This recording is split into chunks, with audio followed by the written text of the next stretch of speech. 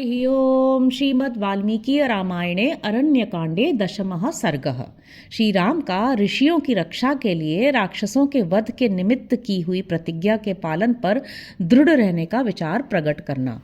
वाक्यमते तत् तु वैदेह्य व्याहतं भर्तुभक्तया श्रुत्वा धर्मे स्थितो राम प्रत्युवाचाथ जानकीम। अपने स्वामी के प्रति भक्ति रखने वाली विदेह कुमारी सीता की कही हुई यह बात सुनकर सदा धर्म में स्थित रहने वाले श्री रामचंद्र जी ने जानकी को इस प्रकार उत्तर दिया। हित मुक्तं त्वया देवी स्निग्धया सदृशं वचः कुलं व्यपदिशन्त्या च धर्मज्ञे जनकात्मजे। देवी, धर्म को जानने वाली जनक किशोरी, तुम्हारा मेरे ऊपर स्नेह है, इसलिए तुमने मेरे हित की बात कही है। क्षत्रियों के कुल धर्म का उपदेश करती हुई तुमने तो जो कुछ कहा है वह तुम्हारे ही योग्य है। किन्नु वक्ष्याम्यहं देवी त्वयैवोक्तमिदं वचः क्षत्रियैर्धार्यते चापो नार्थ शब्दो भवेदिति। देवी, मैं तुम्हें क्या उत्तर दूं? तुमने ही पहले यह बात कही है कि क्षत्रिय लोग इसलिए धनुष धारण करते हैं कि किसी को दुखी होकर हाहाकार न करना पड़े। ते चार्ता दंडकारण्ये मुनयः संशितव्रताः मां सीते स्वयं आगम्य शरणं गताः। सीते, दंडकारण्य में रहकर कठोर व्रत का पालन करने वाले वे मुनि बहुत दुखी हैं, इसीलिए मुझे शरणागत वत्सल जानकर वे स्वयं मेरे पास आए और शरणागत हुए। वसंत काल कालेषु वने मूलफलाशनाः न लभन्ते सुखं भीरु राक्षसै क्रूरकर्मभिः भक्ष्यन्ते राक्षसैर्भीमैर्नरमांसोपजीविभिः। भीरु, सदा ही वन में रहकर फल मूल का आहार करने वाले वे मुनि इन क्रूर कर्मा राक्षसों के कारण कभी सुख नहीं पाते हैं। मनुष्यों के मांस से जीवन निर्वाह करने वाले ये भयानक राक्षस उन्हें मारकर खा जाते हैं। ते भक्ष्यमाणा मुनयो दंडकारण्यवासिनः अस्मानभ्यवपद्येति मामुचुर्ध्री च सत्तमाः। उन राक्षसों के ग्रास बने हुए वे दंडकारण्यवासी द्विज श्रेष्ठ मुनि हम लोगों के पास आकर मुझसे बोले, प्रभो, हम पर अनुग्रह कीजिए। मया तु वचनं श्रुत्वा तेषामेवं मुखाच्युतं कृत्वा वचन शुश्रूषां वाक्यमेत तुदाह्यतम्। उनके मुख से निकली हुई इस प्रकार रक्षा की पुकार सुनकर और उनकी आज्ञा पालन रूपी सेवा का विचार मन में लेकर मैंने उनसे ये बात कही। प्रसीदन्तु भवन्तु मे ह्रीशा तु ममातुला यदि दृशैरहं विप्रैरुपस्थितः किं करोमीति च मया व्याह्यतं द्विजसन्निधौ। महर्षियों, आप जैसे ब्राह्मणों की सेवा में मुझे स्वयं ही उपस्थित होना चाहिए था, परंतु आप स्वयं ही अपनी रक्षा के लिए मेरे पास आए, यह मेरे लिए अनुपम लज्जा की बात है। अतः आप प्रसन्न हो, बताइए मैं आप लोगों की क्या सेवा करूं? ये बात मैंने उन ब्राह्मणों के सामने कही। सर्वरेव समागम्य वागियं समुदाह्यता राक्षसैर्दंडकारण्ये बहुभिः कामरूपिभिः अर्दिताः स्म भृशं राम भवान् नस्तत्र रक्षतु। तब उन सभी ने मिलकर अपने मनोभाव इन वचनों में प्रकट किए। श्री राम, दंडकारण्य में इच्छानुसार रूप धारण करने वाले बहुत से राक्षस रहते हैं, उनसे हमें बहुत कष्ट पहुंच रहा है, अतः वहां उनके भय से आप हमारी रक्षा करें। होम काले तु संप्राप्ते पर्व कालेषु वचानघ दर्शयन्ति सुदुर्धर्षा राक्षसा पिशिताशनाः। निष्पाप रघुनंदन, अग्निहोत्र का समय आने पर तथा पर्व के अवसरों पर ये अत्यंत दुर्धर्ष मांस भोजी राक्षस हमें धर दबाते हैं। राक्षसैर्धर्षितानां च तापसानां तपस्विनां गतिं मृगयमाणानां भवान्न परमागतिः। राक्षसों द्वारा आक्रांत होने वाले हम तपस्वी तापस सदा अपने लिए कोई आश्रय ढूंढते रहते हैं, अतः आप ही हमारे परम आश्रय बने। कामं तप प्रभावेण शक्ता हन्तुं निशाचरान् चिराजितं न चेच्छामस्तप खण्डयितुं वयं बहुविघ्नं तपो नित्यं दुश्चरं चैव राघव। रघुनंदन, यद्यपि हम तपस्या के प्रभाव से इच्छानुसार इन राक्षसों का वध करने में समर्थ हैं, तथापि चिरकाल से उपर्जित किए हुए तप को खंडित नहीं करना चाहते हैं, क्योंकि तप में सदा ही बहुत से विघ्न आते रहते हैं तथा इसका संपादन बहुत ही कठिन होता है। तेन शापं न मुञ्चामो भक्ष्यमाणाश्च राक्षसैः तदत्यर्माणान् रक्षोभिर्दण्डकारण्यवासिभिः रक्षनत्स्वं स भ्रात्रा त्वन्नाथा ही वयम वने। यही कारण है राक्षसों के ग्रास बन जाने पर भी हम उन्हें शाप नहीं देते हैं। इसलिए दंडकारण्यवासी निशाचरों से पीड़ित हुए हम तापसों की भाई सहित आप रक्षा करें, क्योंकि इस वन में अब आप ही हमारे रक्षक हैं। मया चैत्वच श्रुत्वा कात्सर्ण्येन परिपालनं ऋषीणां दंडकारण्ये संश्रुतं जनकात्मजे। जनक नंदिनी, दंडकारण्य में ऋषियों की ये बात सुनकर मैंने पूर्ण रूप से उनकी रक्षा करने की प्रतिज्ञा की है। संश्रुत्य च न शक्ष्यामि जीवमान प्रतिश्रवं मुनीनामन्यथा कर्तुं सत्यमिष्टं हि मे सदा। मुनियों के सामने ये प्रतिज्ञा करके अब मैं जीते जी इस प्रतिज्ञा को मिथ्या नहीं कर सकूंगा, क्योंकि सत्य का पालन मुझे सदा ही प्रिय है। अप्यहं जीवितं जव्यां त्वां वा सीते सलक्ष्मणां न तु प्रतिज्ञा संश्रुत्य ब्राह्मणेभ्यो विशेषतः। सीते, मैं अपने प्राण छोड़ सकता हूँ, तुम्हारा और लक्ष्मण का भी परित्याग कर सकता हूँ, किंतु अपनी प्रतिज्ञा को, विशेषतः ब्राह्मणों के लिए की गई प्रतिज्ञा को मैं कदापि नहीं तोड़ सकता।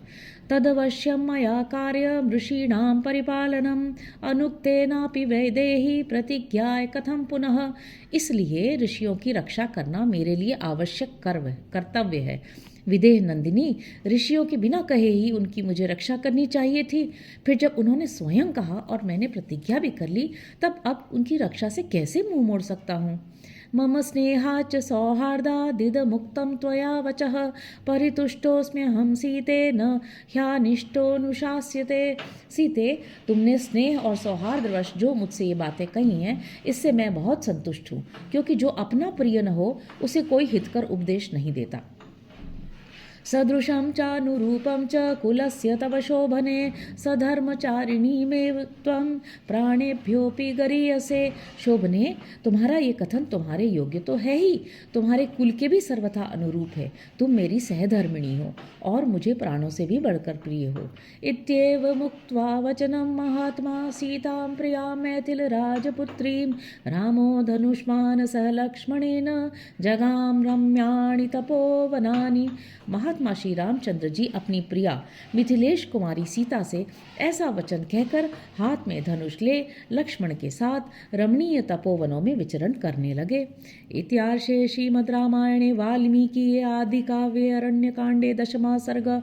इस प्रकार श्री वाल्मीकि निर्मित आर्ष रामायण आदि काव्य के अरण्य कांड में 10वां सर्ग पूरा हुआ। 11 सर्ग। पंचाप्सर तीर्थ एवं मांडकर्णी मुनि की कथा।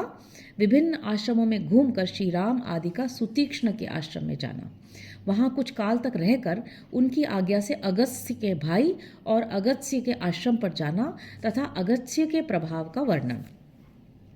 अग्रतः प्रययो राम सीता मध्ये सुशोभना पृष्ठतस्तु धनुष्पाणिर्लक्ष्मणोऽनुजगामः। तदनंतर आगे आगे श्री राम चले, बीच में परम सुंदरी सीता चल रही थी और उनके पीछे हाथ में धनुष लिए लक्ष्मण चलने लगे। तौ पश्यमानौ विविधान शैलप्रस्थान वनानि च नदीश्च विविधा रम्या जगमतु सह सीतया। सीता के साथ वे दोनों भाई भांति भांति के पर्वतीय शिखरों, वनों तथा नाना प्रकार की रमणीय नदियों को देखते हुए अग्रसर होने लगे। सारसांश्चक्रवाकांश्च नदी पुलिनचारिणः सरांसि च सपद्यानि युतानि जलजय खगय। उन्होंने देखा कहीं नदियों के तटों पर सारस और चक्रवाक विचर रहे थे, कहीं खिले हुए कमलों और जलचर पक्षियों से युक्त सरोवर शोभा पाते हैं। यूतबंधाश्च पृषतान् मदोन्मत्तान् विषाणिनः महिषाश्च वराहाश्च गजाश्च द्रुमवैरिणः। कहीं चितकबरे मृग यूथ बांधे चले जा रहे हैं, कहीं बड़े बड़े सींग वाले मदमत्त भैंसे और बड़े हुए दांत वाले जंगली सुअर और वृक्षों के वैरी दंतार हाथी दिखाई देते हैं। ते गत्वा दूरमध्वानं लम्बमाने दिवाकरे ददृशु सहिता रम्यं तटाकं योजनायुतं। दूर तक यात्रा तय करने के बाद जब सूर्य अस्ताचल को जाने लगे तब उन तीनों ने एक साथ देखा, सामने एक बड़ा ही सुंदर तालाब है जिसकी लंबाई चौड़ाई एक एक योजन की जान पड़ती है। पद्म पुष्कर संबाधम गजयूथैरलंकृतम सारसय हंस कादम्बय संकुलम जलजाति भी। वह सरोवर लाल और श्वेत कमलों से भरा हुआ था। उसमें क्रीड़ा करते हुए झुंड के झुंड हाथी उसकी शोभा बढ़ाते थे तथा सारस, राजहंस और कालहंस आदि पक्षियों एवं जल में उत्पन्न होने वाले मत्स्य आदि जंतुओं से वह व्याप्त दिखाई देता था। प्रसन्न सलिले रम्ये तस्मिन् सरसि शुश्रुवे गीतवादित्र निर्घोषो न तु कश्चन दृश्यते। स्वच्छ जल से भरे हुए उस रमणीय सरोवर में गाने बजाने का शब्द सुनाई देता था किंतु कोई दिखाई नहीं दे रहा था। ततः कौतूहलात् रामो लक्ष्मणश्च महारथ मुनिम धर्मभृतं नाम प्रष्टुम समुपचक्रमे। तब श्री राम और महारथी लक्ष्मण ने कौतूहलवश अपने साथ आए हुए धर्मभृत नामक मुनि से पूछना आरंभ किया। इदमत्यद्भुतं श्रुत्वा सर्वेषां नो महामुने कौतूहलं महज्जातं किमिदं साधु कथ्यताम्। महामुने, यह अत्यंत अद्भुत संगीत की ध्वनि सुनकर हम तीनों को बहुत कौतूहल हो रहा है। यह क्या है, इसे अच्छी तरह बताइए। तेनैव मुक्तो धर्मात्मा राघवेण मुनिस्तदा प्रभावं सरस क्षिप्रमाख्यातुमुपचक्रमे। श्री रामचंद्र जी के इस प्रकार पूछने पर धर्मात्मा धर्मभृत नामक मुनि ने तुरंत ही उस सरोवर के प्रभाव का वर्णन आरंभ किया। इदं पंचाप्सरो नाम तटाकं सार्वकाल्विकं निर्मितं तपसा राम मुनिना मांडकर्णिगना।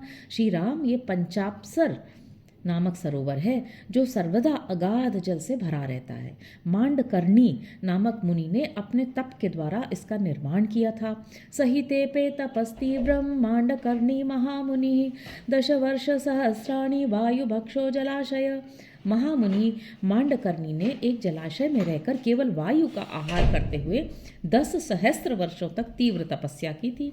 ततः प्रव्यथिता सर्वे देवासाग्नि पुरोगमाः अब्रुवन् वचनं सर्वे परस्पर समागताः। उस समय अग्नि आदि सब देवता उनके तप से अत्यंत व्यथित हो उठे और आपस में मिलकर वे सब के सब इस प्रकार कहने लगे। अस्माकं कस्यचित् स्थानमेष प्रार्थयेत्ते मुनिः इति संविघ्न मनसा सर्वे तत्र दिवौकसः। जान पड़ता है ये मुनि हम लोगों में से किसी के स्थान को लेना चाहते हैं। ऐसा सोचकर वे सब देवता वहां मन ही मन उद्विग्न हो उठे। ततः कर्तुम तपो विघ्नं सर्वदेवैर्नियोजिताः प्रधानाप्सरस पंच विद्युत चलित वर्चसा। तब उनकी तपस्या में विघ्न डालने के लिए संपूर्ण देवताओं ने 5 प्रधान अप्सराओं को नियुक्त किया जिनकी अंग कांति विद्युत के समान चंचल थी। अप्सरोभिस्ततस्ताभिर्मुनिर्दृष्ट परावरः नीतो मदन वश्यत्वं देवानां कार्य सिद्धये। तदनंतर जिन्होंने लौकिक एवं पारलौकिक धर्माधर्म का ज्ञान प्राप्त कर लिया था उन मुनि को 5 अप्सराओं ने देवता के कार्य सिद्ध करने के लिए काम के अधीन कर दिया। ताश्चैवाप्सरस पंच मुने पत्नी त्वमागताः तटाके निर्मितं तासां तस्मिन् तरहितं गृहम्। मुनि की पत्नी बनी हुई वे ही 5 अप्सराएं यहाँ रहती हैं इन सरोवर में। उनके रहने के लिए इस तालाब के भीतर घर बना हुआ है जो जल के अंदर छिपा हुआ है। तत्रैवाप्सरस पंच निवसन्त्यो यथा सुखम रमयन्ति तपो योगान् मुनिं यौवनमास्थितम्। उसी घर में सुखपूर्वक रहती हुई 5 अप्सराएं तपस्या के प्रभाव से युवावस्था को प्राप्त हुए मुनि को अपनी सेवाओं से संतुष्ट करती हैं। तासां संक्रीडमानानामेष्वादित्रनिः स्वनः श्रूयते भूषणोन्मिश्रो गीत शब्दो मनोहरः। क्रीड़ा विहार में लगी हुई उन अप्सराओं के ही वाद्यों की यह ध्वनि सुनाई देती है जो भूषणों की झंकार के साथ मिली हुई है। साथ ही उनके गीत का भी मनोहर शब्द सुन पड़ता है। आश्चर्यमिति तस्यैतत् वचनं भावितात्मनः राघवपति जग्राह सह भ्रात्रा महायशाः। अपने भाई के साथ महायशस्वी श्री रघुनाथ जी ने उन भावितात्मा महर्षि के इस कथन को यह तो बड़े आश्चर्य की बात है यूँ कहकर स्वीकार किया। एवं कथयमानस ददर्शाश्रममण्डलं कुशचिरपरिक्षिप्तं ब्राह्मया लक्ष्म्या समावृतम्। इस प्रकार कहते हुए श्री रामचंद्र जी को एक आश्रम मंडल दिखाई दिया, जहाँ सब ओर कुश और वल्कल वस्त्र फैले हुए थे। ये आश्रम ब्राह्मी लक्ष्मी ब्रह्म तेज से प्रकाशित होता था। प्रविश्य सह वैदेह्या लक्ष्मणेन च राघव तदा तस्मिन् स काकुत्स श्रीमत्याश्रममण्डले उषित्वा स सुखं तत्र पूज्यमानो महर्षिभिः। विदेह नंदिनी सीता तथा लक्ष्मण के साथ उस तेजस्वी आश्रम मंडल में प्रवेश करके ककुत्स कुलभूषण श्री राम ने उस समय सुखपूर्वक निवास किया। वहाँ के महर्षियों ने उनका बड़ा आदर सत्कार किया। जगाम चाश्रमास्तेषां पर्यायेण तपस्विनां येषामुषितवान् पूर्वं सकाशे स महास्रवित्। तदनंतर महान अस्त्रों के ज्ञाता श्री रामचंद्र जी बारी बारी से उन सभी तपस्वी मुनियों के आश्रमों पर गए जिनके यहाँ वे पहले रह चुके थे। उनके पास भी उनकी भक्ति देखकर दोबारा जाकर रहे। क्वचित परिदशान् मासा नेक संवत्सरं क्वचिच्च चतुरो मासान् पंच षट् च परान् क्वचित् अपरत्राधिकान् मासान् नध्यर्धमिकं क्वचित् त्रीन् मासानष्ट मासाश्च राघवो न्यवसत् सुखम। कहीं 10 महीने, कहीं साल भर, कहीं 4 महीने, कहीं 5 या 6 महीने, कहीं इससे भी अधिक समय अर्थात 7 महीने, कहीं उससे भी अधिक 8 महीने, कहीं आधे मास अर्थात 8.5 महीने, कहीं 3 महीने, कहीं 8 और 3 अर्थात 11 महीने श्री रामचंद्र जी ने सुखपूर्वक निवास किया। हरि ओम।